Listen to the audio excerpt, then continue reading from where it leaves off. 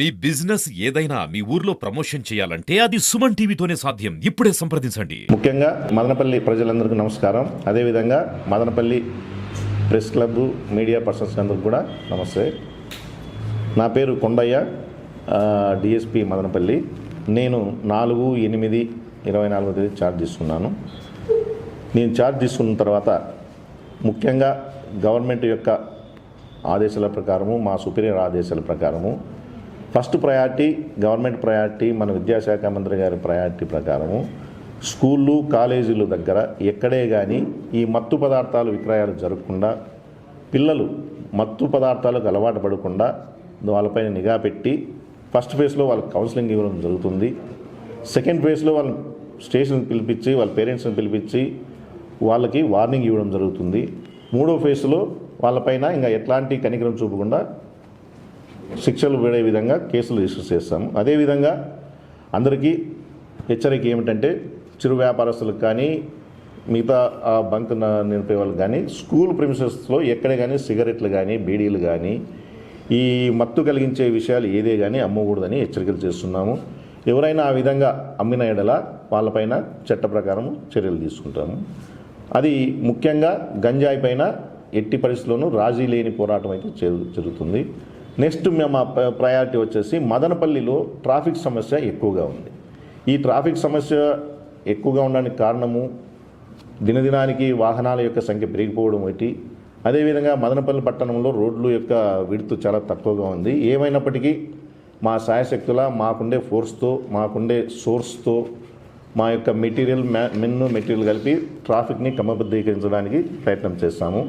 ఈ ట్రాఫిక్ క్రమబద్ధీకరించడంలో భాగంగా ఈ ఆటోలపైన, ఈ పిల్లలు మైనర్ రైడింగ్స్ పైన, ఈ పిల్లలు హై స్పీడు సైలెన్సర్ లేకుండా పోవడం పైన, లేక బైక్ రేసింగ్ల పైన కూడా ప్రత్యేక నిఘా పెట్టడం జరుగుతుంది. అదేవిధంగా నెక్స్ట్ మా ప్రయారిటీ రీసెంట్గా జరిగినటువంటి ఈ భూ సమస్యలకు సంబంధించి రికార్డు దగ్ధమైన విషయంగా చాలామంది బాధితులు వస్తున్నారు. వాళ్ళకు న్యాయం జరిగేదానికి మా దగ్గర ఏ కంప్లైంట్ వచ్చినా కూడా రెవెన్యూ ఆఫీసర్స్కి దాని గురించి వెరిఫికేషన్ కోసం రిపోర్ట్ పంపుతాము. రెవెన్యూ వాళ్ళు ఇచ్చినటువంటి రిపోర్ట్ ఆధారంగా అది కబ్జా జరిగిందా లేదని తెలుసుకొని కబ్జా చేసిన వాళ్ళపైన కఠిన చర్య తీసుకుంటాము. అదేవిధంగా మిగతా వారికి కూడా తెలియజేయడం అనగా, భూ కబ్జాలకు పాటుపడే ఎవరైనా కావచ్చు, మదనపల్లిలో ఈ రియల్ ఎస్టేట్ వ్యాపారులు కావచ్చు, మిగతా వాళ్ళు కావచ్చు, వాళ్ళందరిపైన కఠిన చర్యలు తీసుకుంటాము. అదేవిధంగా మీకు చాలామంది పోలీస్ స్టేషన్ల దగ్గర పోలీసులతో మాట్లాడతాము, మేము అది చేస్తాము అని దళారులతో చెప్పి అమాయకులను మోసం చేసేవాళ్ళు కూడా కొంతమంది ఉన్నారని తెలిసింది. వాళ్ళపైన కూడా ప్రత్యేక నిఘా పెట్టి వాళ్ళు స్టేషన్ ప్రెమిసెస్లో లేకుండా చేస్తాము.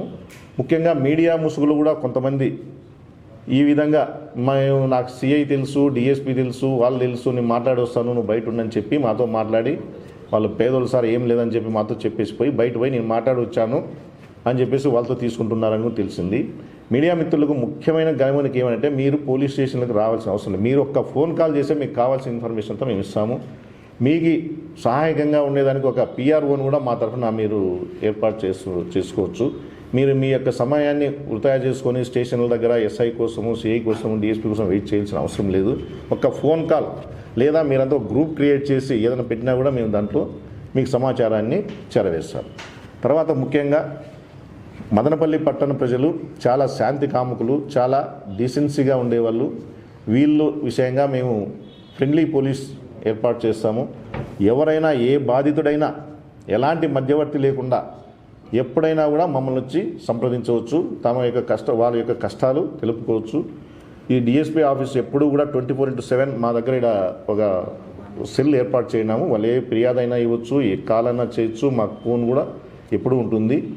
మీరు మా యొక్క సర్వీసులు లేకుండా సేవలను వినియోగించుకోవాల్సిందిగా కోరుచున్నాము.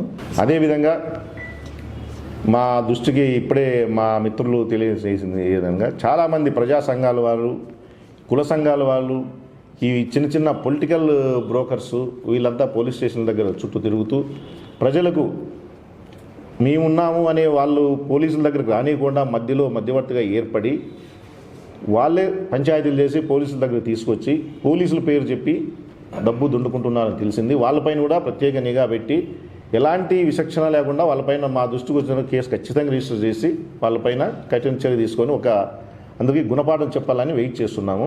దానిపైన అందరూ సహకరించవలసిందిగా కోరుతున్నాం. ఈరోజు ఈ పత్రికా సమావేశానికి హాజరైనటువంటి మీడియా మిత్రులందరికీ చాలా ధన్యవాదాలు తెలియజేస్తున్నాం.